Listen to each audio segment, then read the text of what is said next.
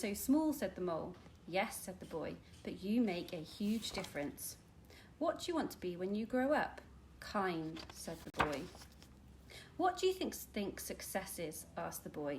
To love, said the mole. Well, hello.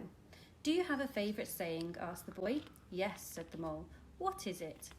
If at first you don't succeed, have some cake. I see. Does it work? Every time. Lucy looks into the wardrobe. Once there were 4 children whose names were Peter, Susan, Edmund and Lucy. This story is about something that happened to them when they were sent far away from London during the war because of the air raids. They were sent to the house of an old professor who lived in the heart of the country, 10 miles from the nearest railway station and 2 miles from the nearest post office. He had no wife, and he lived in a very large house with a housekeeper called Mrs. Macready and 3 servants. Their names were Ivy, Margaret and Betty, but they don't come into the story much. He himself was a very old man with white hair which grew over most of his face as well as on his head, and they all liked him at once. But on the first evening when they got there, it was closed. "Oh no!" cried George. He sank down onto the doorstep and a tear ran down his nose. He felt as sad as all the animals he had met on his way home.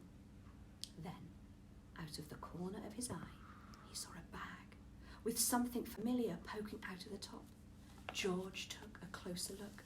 "My gown!" he yelled. "My dear old gown and sandals!" George put them on. They felt wonderfully comfortable. "I'm the cosiest giant in town," he cried, and he danced back home along the road.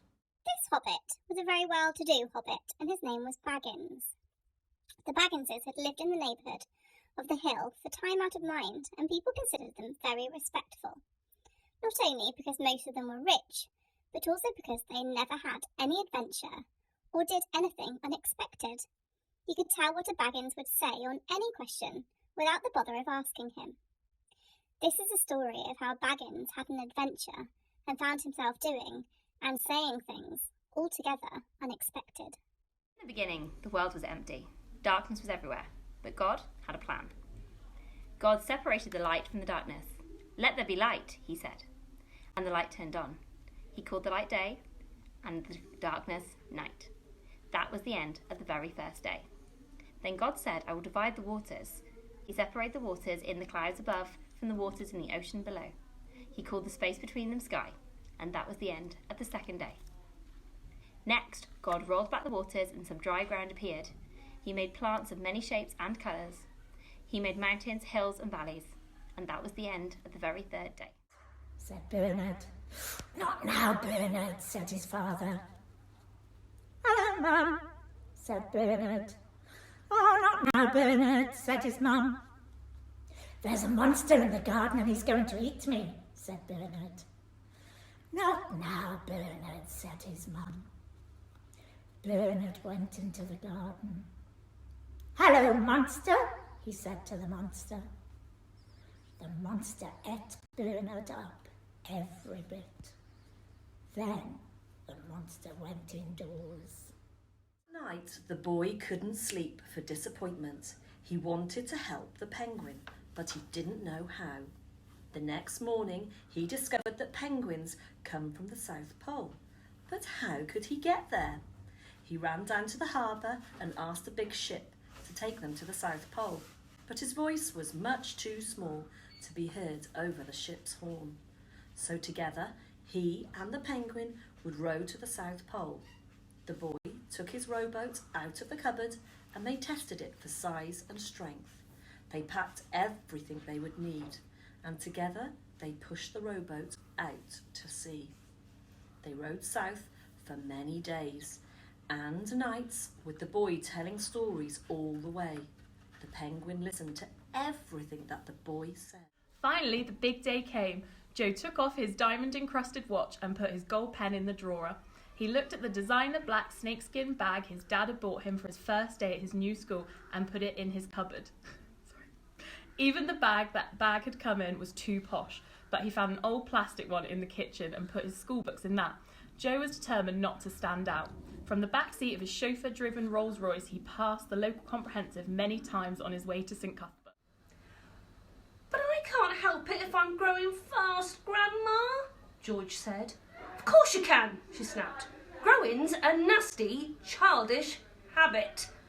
But we have to grow, Grandma. If we didn't grow, we would never be grown-ups.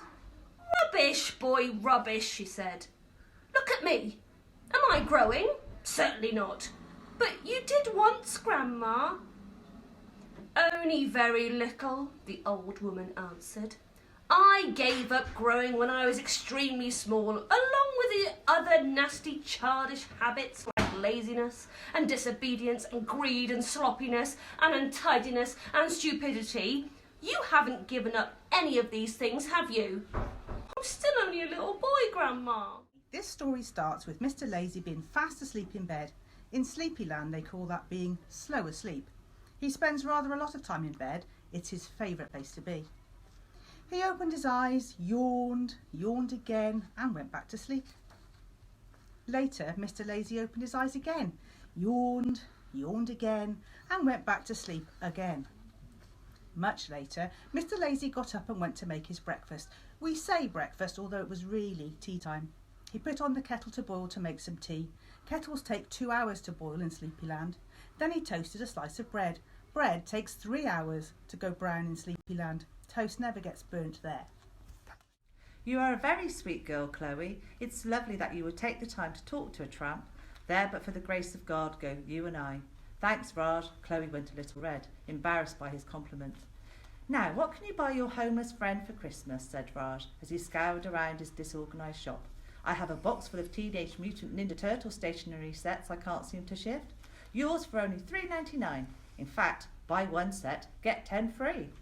I'm not sure a tramp really has any need for a Teenage Mutant Ninja Turtle stationery set. Thanks anyway, Raj. We all have use of a Teenage Mutant Ninja Turtle stationery set, Chloe. You have your Teenage Mutant Ninja Turtles pencil, your eraser, your Teenage Mutant Ninja Turtles ruler, your Teenage Mutant Ninja Turtles pencil case, and I get the idea, thanks, Raj, but I'm sorry, I'm not going to buy one. I've got to go, said Chloe. The hunter woke up to the smell of steaming dog breath as Growler licked him with his dry, crusty tongue. Get away, you disgusting giant tick bus, he snapped as he wobbled to his feet and tried to make sense of what had just happened. First he recalled falling from the roof. Then he remembered. The dinosaur! He got away! The hunter gasped. No, not fair. That's not fair at all. No, he whined and kicked in the snow like a stroppy toddler. I want that dinosaur. I want its head. I want it hanging on my wall, and I want it now. Captain K was commander of the warship Leviathan during the last years of Queen Victoria's reign, says Dr. Thalasis. He was patrolling the far north when he discovered a floating island of rock and ice that didn't appear on any chart. Through his telescope he spied a vast glittering cavern on the island. Under the glow of the aurora borealis, Captain K ordered a boat to be lowered into the sea and had himself rowed over through the wind and snow to explore. As the boat entered the cavern there came a terrible sound, a screeching and wailing roar that filled the seamen with dread. They wanted to turn back. Since when have sailors been scared of the wind? Fair, shrieked horrid Henry. He trampled on Dad's new flower bed, squashing the pansy. It's just not fair. Moody Margaret has lost 2 teeth.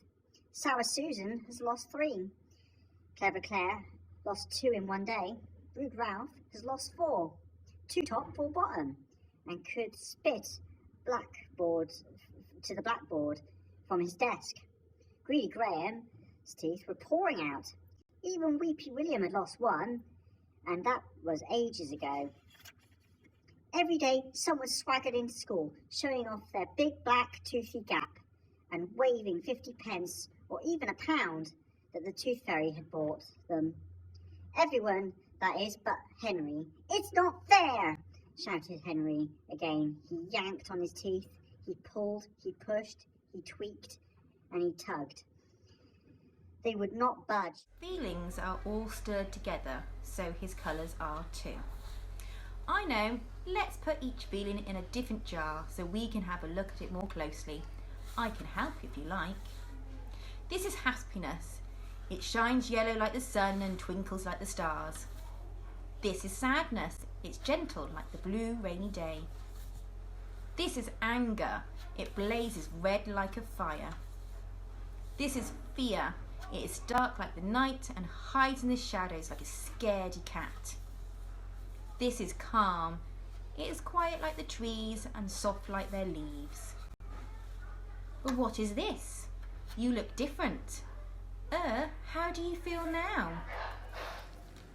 He didn't even bother to open his mouth wide when he ate. As a result, and because he never washed, there were always hundreds of bits of old breakfast and lunches and suppers sticking to the hairs around his face.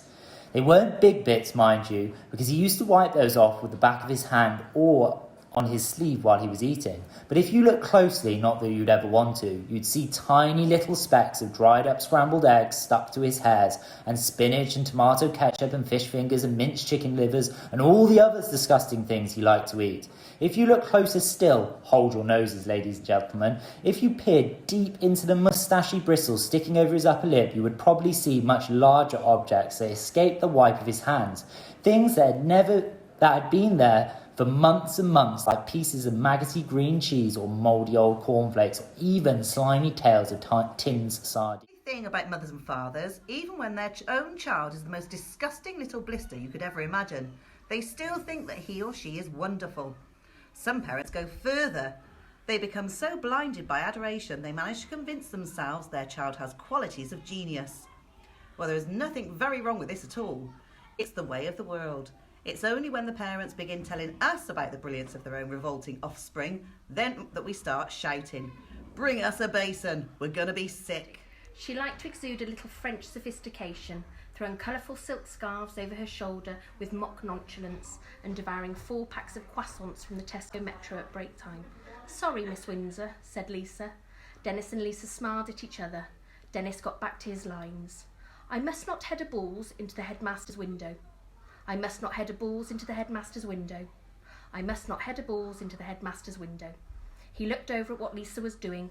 Instead of her art lines, she was idly sketching some dress designs. It glided off the stage as Ben plodded on, his Lycra Love Bomb outfit riding uncomfortably up his bottom. Ben stood alone in the middle of the dance floor. A spotlight shone on him. The music started up. He was praying for some sort of escape from this. He would have been happy with anything at all, including a fire alarm, an earthquake, World War III, another ice age, a deadly swarm of killer bees, a meteor from outer space hitting the Earth and spinning it off its axis, a tidal wave, Flavio Flavioli being attacked by hundreds of flesh-eating zombies, a hurricane or a tornado. Ben didn't really know the difference, but either would do. Ben being abducted by aliens and not returning to the Earth for 1,000 years. Dinosaurs returning to the Earth through some kind of time-space portal and smashing through the roof, devouring everyone inside. His eyes are orange and his tongue is black. He has purple prickles all over his back. Where are you meeting him? Here, by this lake. And his favourite food is scrambled snake. Scrambled snake! It's time I hid. Goodbye, little mouse. And away Snake slid. Silly old Snake, doesn't he know there's no such thing as a... Morning, the warm sun came up and pop, out of the egg came a tiny and very hungry caterpillar. He started to look for some food. On Monday, he ate through 1 apple, but he was still hungry. On Tuesday, he ate through 2 pears, but he was still hungry. On Wednesday, he ate through 3 plums, but he was still hungry. On Thursday, he ate through 4 strawberries, but he was still hungry. On Friday, he ate through 5 oranges, and he was still hungry.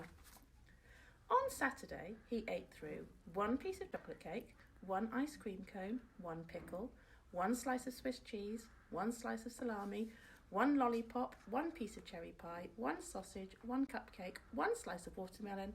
That night, he had stomachache. That had nothing to do with food. Harry imagined the house elf busying himself over the steak and kidney pie that Harry, Ron and Hermione would never eat. "Harry, I'm sorry, I'm so sorry." Don't be stupid, it wasn't your fault. If anything, it was mine. Harry put his hand in his pocket and drew out Mad Eye's eye.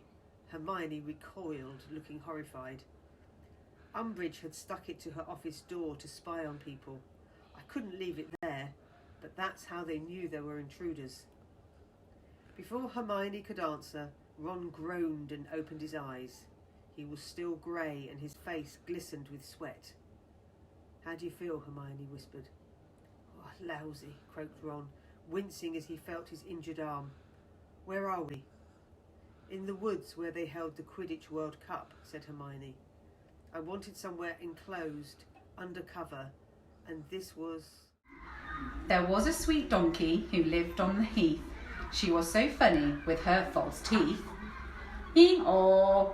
But her teeth kept falling out. She was a clunky donkey. There was a sweet donkey who lived on the heath. She was so funny with her false teeth. Ee-aw! But her teeth kept falling out. She loved to sip her favourite brew and dunk her biscuits in it too. She was a dunky, drinky, clunky donkey. There was a sweet donkey who lived on the heath. She was so funny with her false teeth. Ee-aw! But her teeth kept falling out. She loved to sip her favourite brew, dunk her biscuits in it, and fall asleep in the afternoon sun. A small voice in his ear. Difficult, very difficult. Plenty of courage, I see. Not a bad mind either. There's talent. Oh my goodness, yes. And a nice thirst to prove yourself. Now that's interesting. So where shall I put you? Harry gripped the edges of the stool and thought, not Slytherin, not Slytherin. Not Slytherin, eh? Said the small voice. Are you sure? You could be great. You know it's all here in your head, and Slytherin will help you on your way to greatness. No doubt about that, no? Well, if you're sure, better be Gryffindor.